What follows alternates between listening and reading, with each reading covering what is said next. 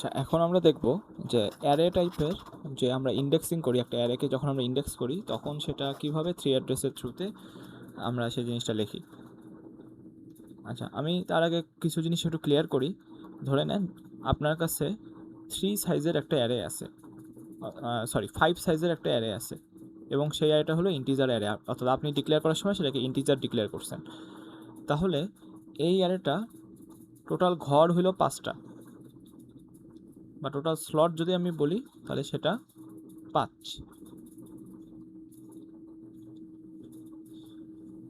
এবং আপনার যদি মনে থাকে এখানে প্রত্যেকটা ঘরে বেসিক্যালি কী থাকবে, প্রত্যেকটা ঘরে কিন্তু বেসিক্যালি আমার ইন্টিজার থাকবে, রাইট? এখানে প্রত্যেকটা ঘরে আমার ইন্টিজার থাকবে। এবং আপনার যদি মনে থাকে একটা ইন্টিজার কিন্তু 4 বাইট পরিমাণ জায়গা নেয়, একটা ইন্টিজার হলো 4 বাইট পরিমাণ জায়গা নেয়, আর একটা ফ্লোট সে হলো 8 বাইট পরিমাণ জায়গা নেয়।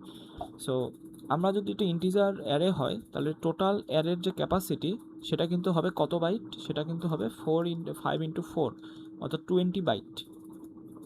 তাহলে আমাদের যে যদি এটার উইথ চিন্তা করি, এই অ্যারের উইথ সেটা কিন্তু হবে 20 বাইট। আচ্ছা, এখন আমরা যে অ্যারেকে ইন্ডেক্স করি, ধরে নেন আমি অ্যারে অফ 3 লিখলাম, অ্যারে অফ 3 = 10, এরকম একটা কথা লিখলাম। এখন এই অ্যারে অফ 3 মানে কি 3 নাম্বার ইন্ডেক্স, রাইট? 0 1 2 3, অর্থাৎ আমি যেগুলো একটু মুছে দেই, এই যে এইখানে আমার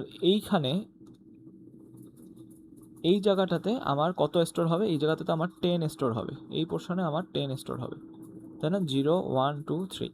এখন এই যে 3, এটা কি অ্যাকচুয়ালি আমার মেমোরি লোকেশন?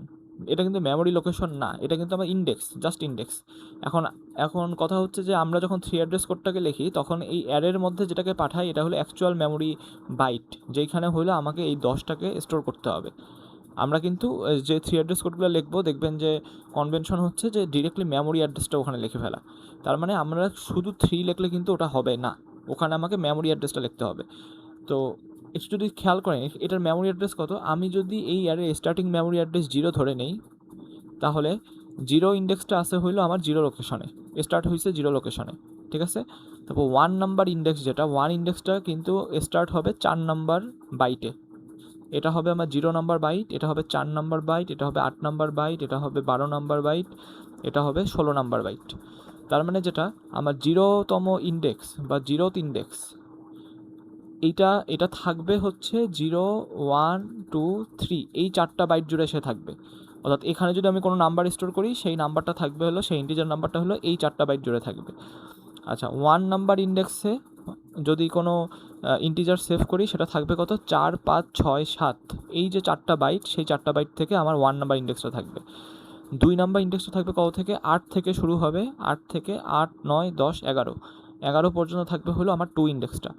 এইখানে যেটা 3 ইন্ডেক্সে আমি 10 সেভ করলাম, তাহলে এই যে 10 নাম্বারটা থাকবে কত বাইটে, 10 নাম্বারটা থাকবে হচ্ছে 12 13 14 15, অর্থাৎ আমার এই যে 4টা বাইট জুড়ে কিন্তু আমার 10 ভেরিয়েবলটা স্টোর হবে। অর্থাৎ আমি এইভাবে যদি বড় করে লিখি, অনেকটা এইভাবে জাস্ট ধরতে পারেন যে আমার এই 10টাকে স্টোর করার জন্য আমার টোটাল 4টা বাইট এইভাবে ইউজ হবে, ঠিক আছে? সিমিলারলি লাস্টেরটার জন্য 16 17 18 19। তাহলে আমাদের এইটা হলো আমাদের বেসিক্যালি অ্যারেতে কীভাবে ম্যাপিংটা হয়, কত নাম্বার বাইটে। তাহলে এখন চিন্তা করেন আমি যদি 3 বলি, আর আমার সেটা তাহলে ম্যাপ হচ্ছে কত নাম্বার বাইটে, 12 নাম্বার বাইটে, রাইট? আমি যদি 4 বলতাম সেটা কত নাম্বার বাইটে ম্যাপ হইতো, সেটা ম্যাপ হইতো 16 নাম্বার বাইটে। আমি যদি 2 বলতাম ইন্ডেক্স আকারে, সেটা ম্যাপ হইতো কততে, সেটা ম্যাপ হইতো আমার 8-এ, অর্থাৎ স্টার্টিং পজিশনটা মেমোরির। তাহলে বুঝতে পারতেছেন আমার যদি ইন্টিজার অ্যারে হয় তাহলে আমার কাজ কি, আমার কাজ হলো ইন্ডেক্সের সাথে 4 গুণ করা। আমার যদি ফ্লোটিং অ্যারে হয় তখন কত গুণ করতাম, 8 গুণ করতাম, কারণ কি ফ্লোটিং অ্যারের উইথ কত, এই উইথগুলো হলো 8 বাইট করে, অর্থাৎ 0 8 16 24 দেন 32, এইভাবে আমার ফ্লোটিং অ্যারেগুলা মানে ফ্লোটিং পয়েন্ট অ্যারেগুলা বাড়তো। তাহলে আমরা যদি এখন এই যে এইখানে যে আমি একটা এক্সপ্রেশন লিখছি সেটা যদি 3 অ্যাড্রেস কোড লিখতে বলি আপনাকে, কি লিখবেন? সবার আগে বুঝতে পারতেছেন যে অ্যারে নিয়ে কি আমাকে কাজ করতে হবে, অ্যারে নিয়ে, অ্যারের ইন্ডেক্সটাকে নিয়ে। তাহলে অ্যারের ইন্ডেক্স আমরা লিখলাম t1 = 3 × 4, ঠিক আছে? তাহলে ডিরেক্ট 3 না নিয়ে লিখলাম 3 × 4, যেহেতু একটা ইন্টিজার অ্যারে। এরপরে কি, এরপরে কাজটা সহজ, এরপর আমরা জাস্ট লিখলাম array of t1 = 10, array of t1 = 10। তাহলে এইটাই হলো আমার যে এই এক্সপ্রেশনের করসপন্ডিং 3 অ্যাড্রেস কোড সেটা। আচ্ছা, আমরা যদি এখন একটু একটু একটু কঠিন দেখি, যেমন আমরা বললাম যে আচ্ছা ধরে নেন যে আমার এখানে এইটা দেওয়া আছে, এইটার করসপন্ডিং 3 অ্যাড্রেস কোড আমাকে বের করতে হবে। তাহলে আমি যেটা করি, আমি শুরুতে এই যে এই অ্যারেগুলোকে নিয়ে কাজ করি, তো প্রথমে আমি লিখলাম T1 equal to I into 4। আমি অ্যাজিউম করতেছি আমার প্রথম অ্যারেটা ছিল একটা ইন্টিজার টাইপের অ্যারে, তাহলে লিখলাম I ইন্টু 4। এরপর আমি কত লিখব, T2 equal to array of T1। তাহলে আমার অ্যারে অফ T1 এর এই ভ্যালুটা আমার T2 এর মধ্যে থাকলো। তারপরে আমরা কত লিখবো, T3 equal to B into T2। ঠিক আছে। আচ্ছা, এইখানে একটা ভুল হইতে পারে, সেটা হলো অনেক সময় আপনারা যেটা করতে পারেন, আপনারা এরকম লিখতে পারেন, আমি একটু লিখি পাশে, T1 equal to I into 4 লিখলেন, তারপর ডিরেক্টলি লিখলেন T2 equal to B into array of T1। এটা আপনারা লিখতে পারেন এইভাবে। এখন এটা কিন্তু ভুল, এই জিনিসটা কিন্তু ভুল, এটা কিন্তু 3 অ্যাড্রেস করে নাই। কীভাবে নাই দেখেন, এখানে টোটাল কয়টা অ্যাড্রেস আছে, 1 2 3 4টা, এখানে কিন্তু টোটাল 4টা অ্যাড্রেস হয়ে গেছে। তাহলে আমাকে কিন্তু এই লাইনটা কিন্তু লেখা যাবে না, ওটাকে স্প্লিট করে আমাকে এইভাবে লিখতে হবে। এখানে দেখেন প্রত্যেকটা লাইনে 3টা অ্যাড্রেস, 1 2 3, 1 2 3, ঠিক আছে। তাহলে এইটা কিন্তু আমার 3 অ্যাড্রেস করে নাই এই পোর্শনটা, তাহলে এইটা কিন্তু লেখা যাবে না, এটা কিন্তু ভুল হয়। একে এইভাবে হ্যান্ডেল করবেন। আচ্ছা, তাহলে T3 পর্যন্ত পাইলাম। এখন T4, এখন আমাকে এই পোর্শনটাকে নিয়ে কাজ করতে হবে। আচ্ছা, আমি এখানে অ্যাজিউম করছি এটা হলো আমার একটা ফ্লোট অ্যারে, এটা হচ্ছে আমার একটা ফ্লোটিং অ্যারে। তাহলে যেটা হবে, আমি T4 equal to J into 8, right, T4 equal to J into 8 যেহেতু ফ্লোট অ্যারে।